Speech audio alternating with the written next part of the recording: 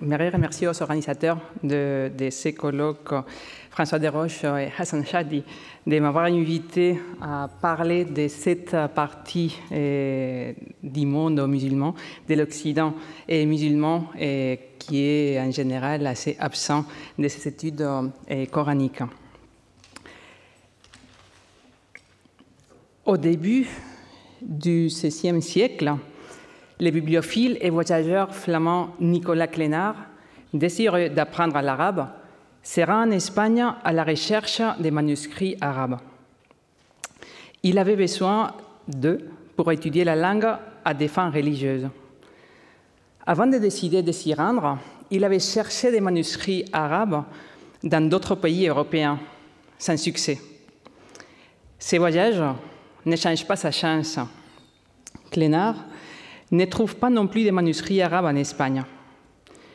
Désespéré, il décide alors d'écrire une lettre à Charles Quint en 1540. Il y supplie l'empereur de lui envoyer tous les livres arabes que l'Inquisition brûle. Nous ne savons pas si l'empereur a répondu, et si oui, c'est qu'il a répondu, car nous n'avons connaissance que de la lettre de Clénard. Ce que nous pouvons conclure, c'est qu'il était très difficile de trouver des manuscrits arabes à Salamanca et à Grenade. Cependant, Clénard a finalement pu apprendre l'arabe à Grenade avec un manuscrit du Coran grâce à l'aide d'un musulman qui y vivait. Comme ce fut le cas pour Clénard, aujourd'hui encore, des doctorants internationaux et des chercheurs confirmés ne cessent de me demander dans quelle ville espagnole ils peuvent trouver des manuscrits andalous en arabe, Andalousie en arabe, car ils n'en trouvent pratiquement aucun à Grenade ou à Séville, des villes dont on pense traditionnellement qu'elles possèdent de telles collections, probablement en raison des magnifiques vestiges architecturaux qu'elles conservent. En fait, et aussi étrange que cela puisse paraître, très peu de manuscrits de la période Andalousie sont conservés en Espagne, principalement pour deux raisons. Et je parle des manuscrits de la période Andalousie en général, pas que des Corans. Cette absence se doit à deux raisons. D'une part, des raisons idéologiques. La destruction des manuscrits arabes a été très importante à partir du Moyen-Âge, soit au sein des différentes dynasties musulmanes, almoravides et almohades, soit entre musulmans et chrétiens, principalement après la conquête de Grenade avec l'action féroce de l'Inquisition. La deuxième raison la plus importante est la migration de ce type de manuscrits vers le Maghreb, une région très intéressée par les manuscrits produits en Al-Andalus. Contrairement à cette absence généralisée des manuscrits andalousiens en Espagne, 3 bibliothèques de Madrid détiennent les plus grands pourcentages connus des manuscrits coraniques copiés dans l'Occident musulman au XVe et XVIe siècle. Une centaine de codex, tous copiés dans les royaumes d'Aragon, au nord-ouest de la péninsule ibérique, sont là. Pour l'instant, nous ne connaissons pas autant de manuscrits de cette période produits dans l'Occident islamique, que ce soit au Maghreb qu'en Afrique subsaharienne. Et le fait que nous les trouvions en Espagne est particulièrement surprenant. Au début du XVIe siècle, la profession de la foi musulmane a été interdite dans la péninsule ibérique et ordre avait été de confisquer tous les livres liés à cette religion. Et dans les années 1560, l'usage de l'arabe oral et écrit a été interdit. Pourtant, la plupart des manuscrits qui ont survécu de cette période sont des copies du Coran en caractère arabe. La plus importante collection de manuscrits coraniques produits dans l'Occident musulman au XVe siècle est conservée à la Bibliothèque nationale d'Espagne. Jusqu'à l'année dernière, lorsque la collection a été identifiée et cataloguée, on pensait qu'il n'existait pratiquement aucune trace écrite des communautés musulmanes de la péninsule ibérique au XVe siècle. Cette collection est d'une importance capitale car elle témoigne de la connaissance de l'arabe dans les royaumes d'Aragon au XVe siècle, ainsi que de l'intérêt des Mudéjars pour leurs textes religieux avant la conversion forcée de 1526, avec une grande diffusion des copies du Coran. Rappelons que la région était sous domination chrétienne depuis 3 siècles et Saragosse ayant été conquise en 1118. La plupart des copies du Coran de l'époque Mudéjar qui nous sont parvenues sont des grands formats, donc du XVe siècle. In folio et in quarto sont des manuscrits unitaires, c'est-à-dire que le seul contenu qu'elles véhiculent est le texte coranique intégral. Au cours de cette période, nous trouvons des copies du Coran complet,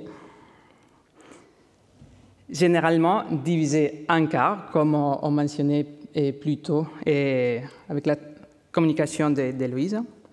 C'est la moitié du Coran, c'est-à-dire les 2 premiers ou les derniers quarts, ou un seul quart.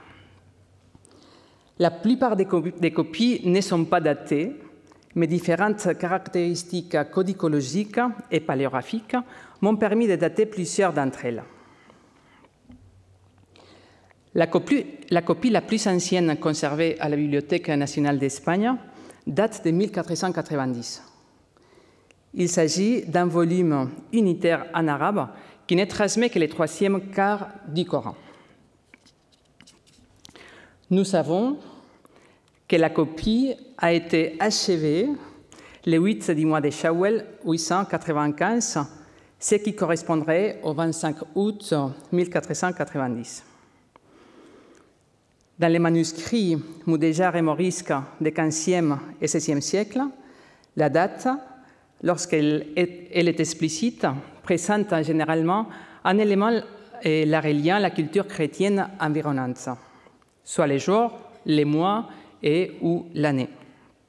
Cependant, dans ces codex, seule la date apparaît selon les compus musulmans.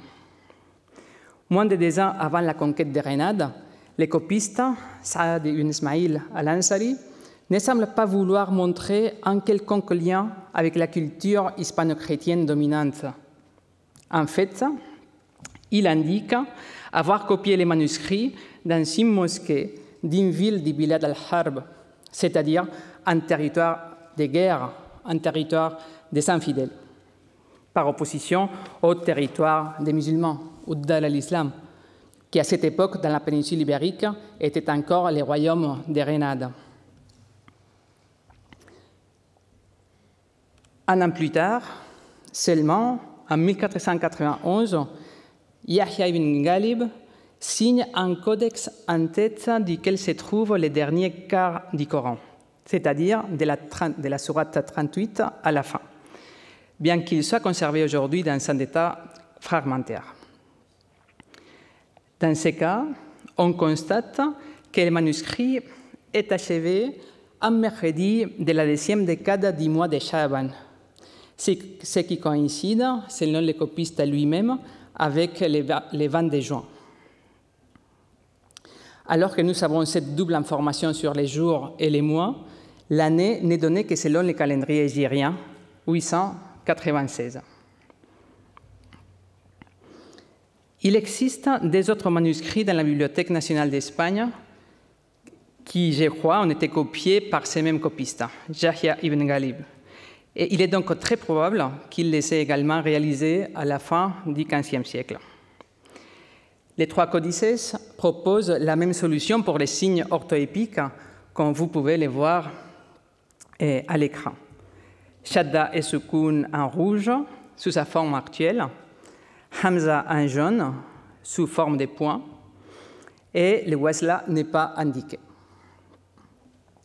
Les signes pour la prolongation de la récitation sont toujours ajoutés en rouge, ainsi que la vocalisation.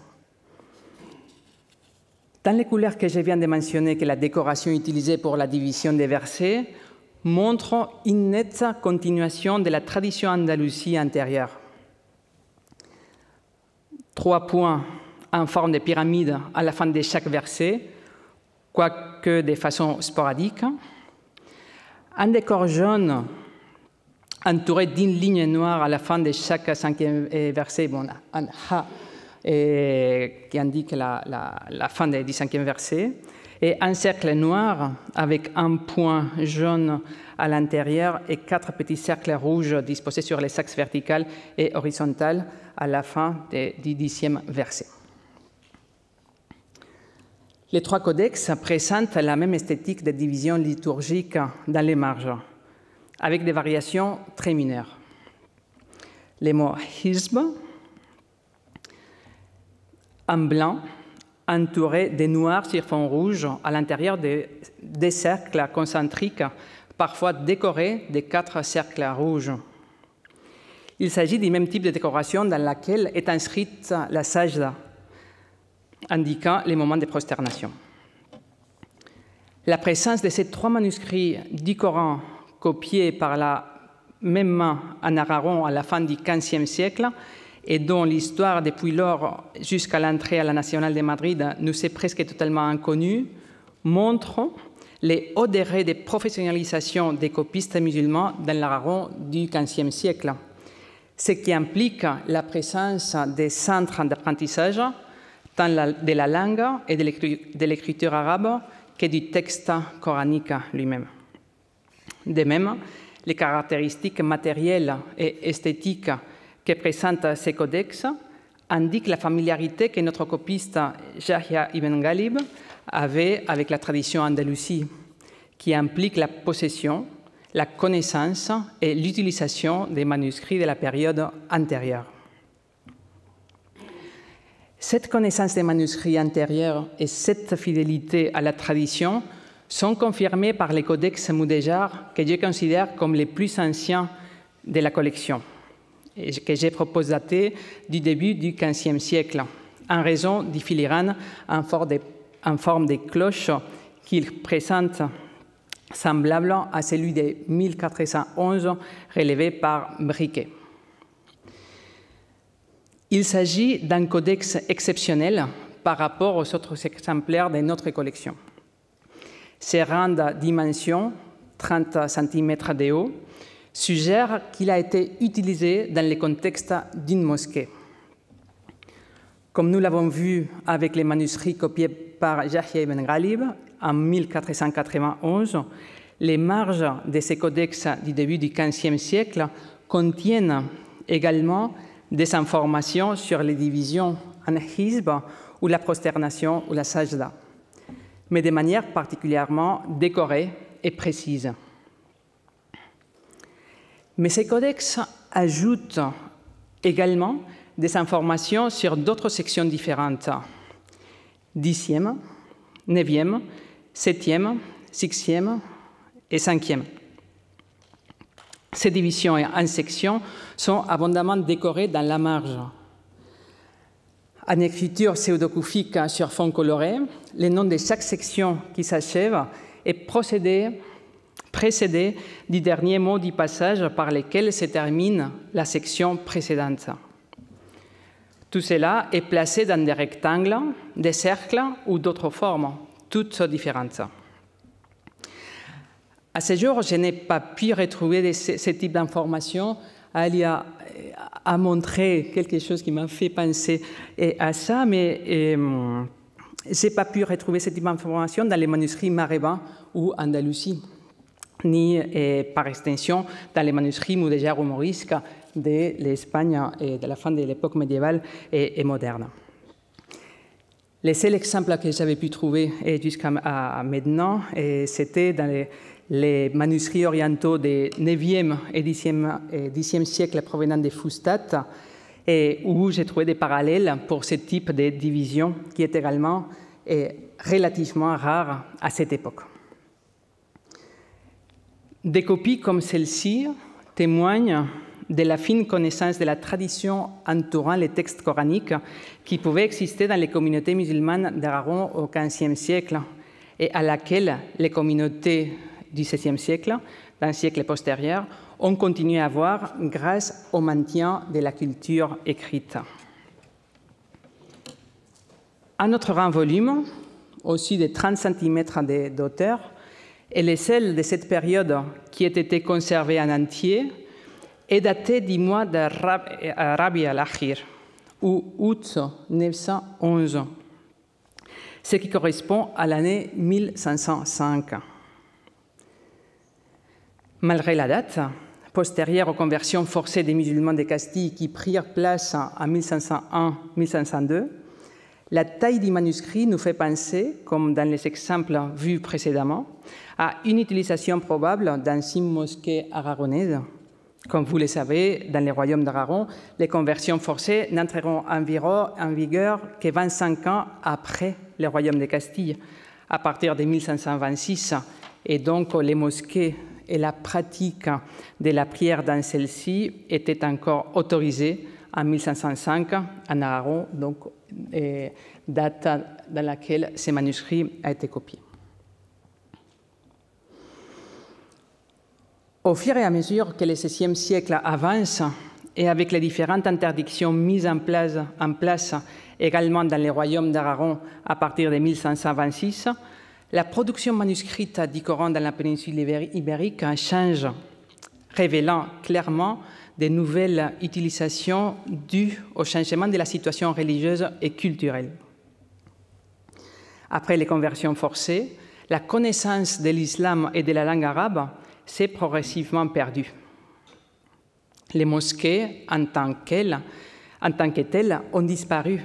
Et bien que les morisques aragonais aient continué à se réunir les vendredis pour la prière collective, ils ont dû le faire dans des maisons privées et en secret. Les alfarquis allaient d'un village à l'autre pour diriger la prière, fonction qu'ils alternaient avec l'enseignement. Ils emportaient leurs livres avec eux, de sorte que la taille des manuscrits était réduite, tout comme leur contenu. Ainsi, la plupart des manuscrits copiés à l'époque morisque, XVIe siècle, début XVIIe siècle, sont des formats in quarto et surtout in octavo, et non in folio comme c'était à l'époque précédente. L'adoption de ces nouveaux formats plus petits permettait de lire ces volumes partout et de les transporter plus facilement d'un endroit à l'autre. Avec un pouvoir d'achat et un accès à l'éducation bien inférieur à ceux du siècle précédent, les morisques ont consenti un énorme effort pour restaurer la culture matérielle antérieure. Non content de copier de nouveaux manuscrits, ils restauraient aussi les plus anciens, les complétant si nécessaire, tant sur les plans matériels que textuels.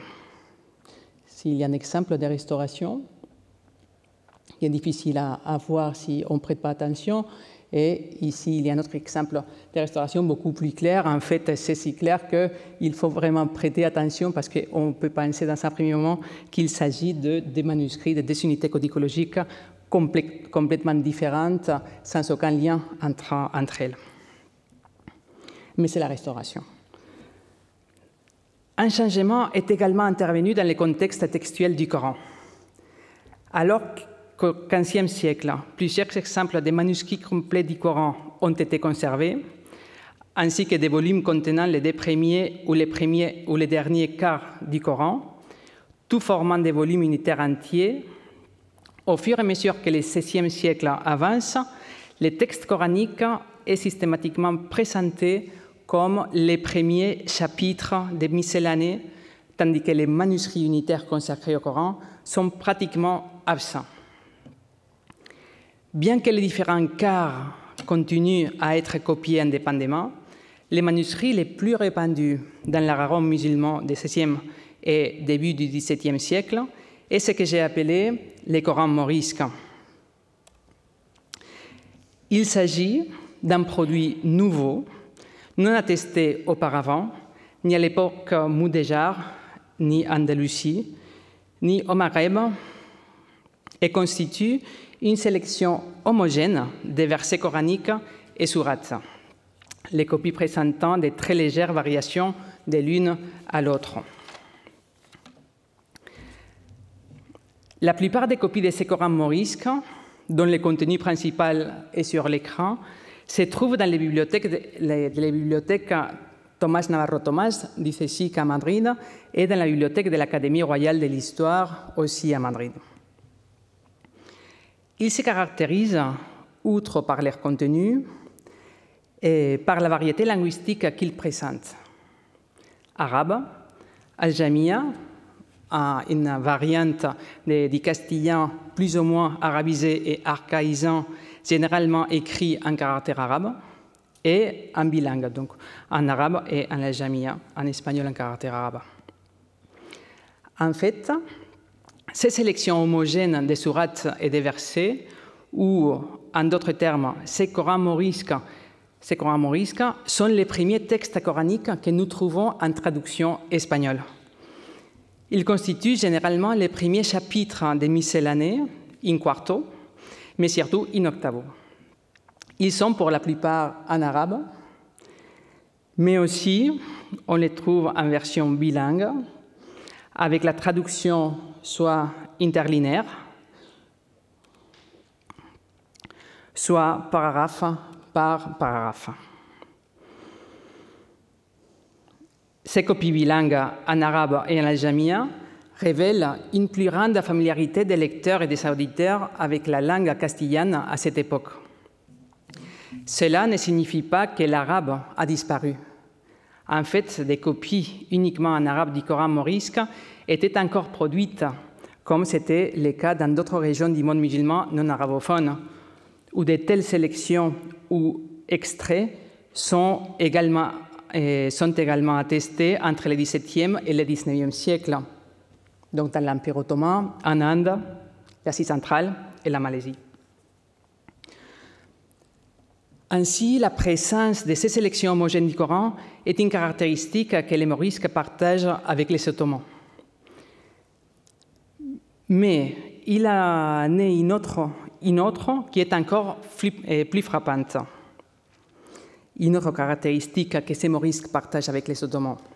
Ce sont les copies pseudo-facsimiles du Coran morisque que l'on trouve à la fin du XVIe siècle et qui nous rappellent les Corans ottomans à 15e ligne, dont la formule a sans doute commencé à se répandre au XVIIe siècle et qui est devenue extrêmement populaire au XVIIIe siècle. Dont cette formule dont on a parlé aussi dans la première séance de cet après-midi. Dans le contexte morisque, j'ai trouvé 3 manuscrits fragmentaires qui transmettent un contenu identique à celui du Coran morisque, avec leur traduction aljamiada issue de la même tradition textuelle. Ils sont à leur tour en commun une même taille, les mêmes copistes, les mêmes types de papier, et, ce qui est plus surprenant, ils ont également en commun les mêmes types de mise en page. Même nombre de lignes par page, chaque ligne et chaque page commençant et se terminant par les mêmes mots. Cette traduction à la chaîne permet de réduire les coûts et de copier avec une plus grande rapidité, puisqu'il n'est pas nécessaire de planifier chaque travail. Est-ce que ce phénomène a un lien avec une tradition antérieure comme celle dont Morteza vient de nous parler, de laquelle nous n'avons pas de témoignages, ou serait-ce une influence des procédés ottomans, bien que nous n'ayons pas pu en trouver des exemples si anciens dans le monde ottoman, ou simplement c'est un reflet des manières de faire de l'imprimerie d'usage courant dans l'Espagne chrétienne de l'époque. Pour l'instant, nous ne disposons pas de données suffisantes pour répondre à cette question, mais je ne connais pas d'exemples, ce que je peux confirmer, et que je ne connais pas d'exemples similaires dans l'ensemble de l'Occident musulman. J'ai indiqué plus haut avant que la plupart des traductions aljamiadas du texte coranique sont tirées du Coran morisque. Néanmoins, il y a des exceptions à cela.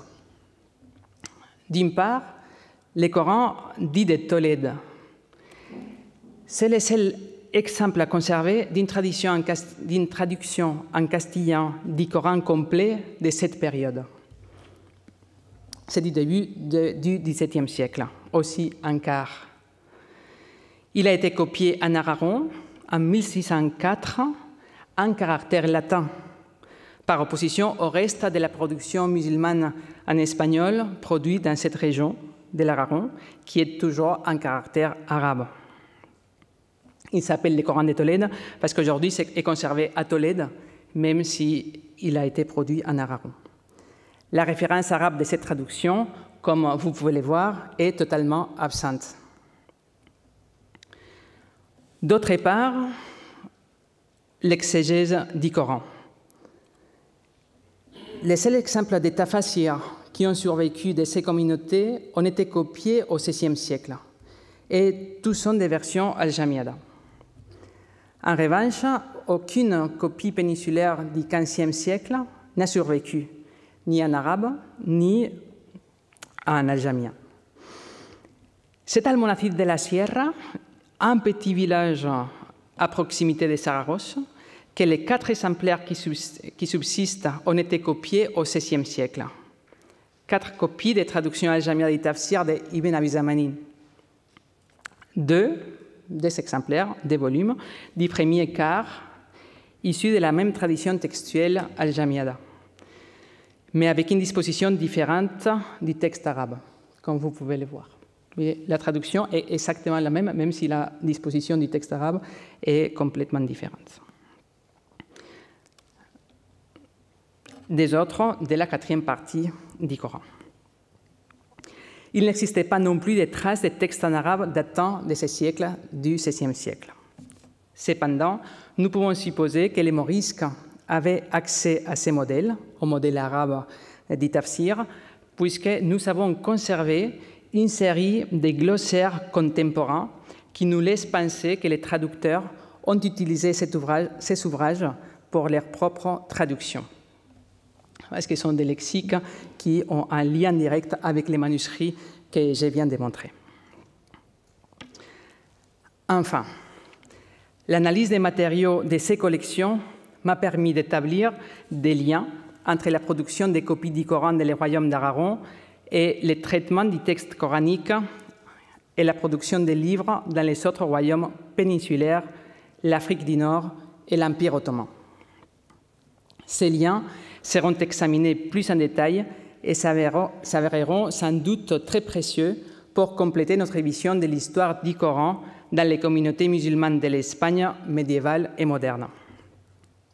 Il présente surtout l'intérêt de contribuer à casser l'image reçue des communautés morisques repliées sur elles-mêmes, coupées du monde musulman contemporain, et de fournir des matériaux pour une histoire enterrée de l'islam péninsulaire pour la période qui va de la prise de Grenade à l'expulsion des Morisques de 1614. Merci beaucoup.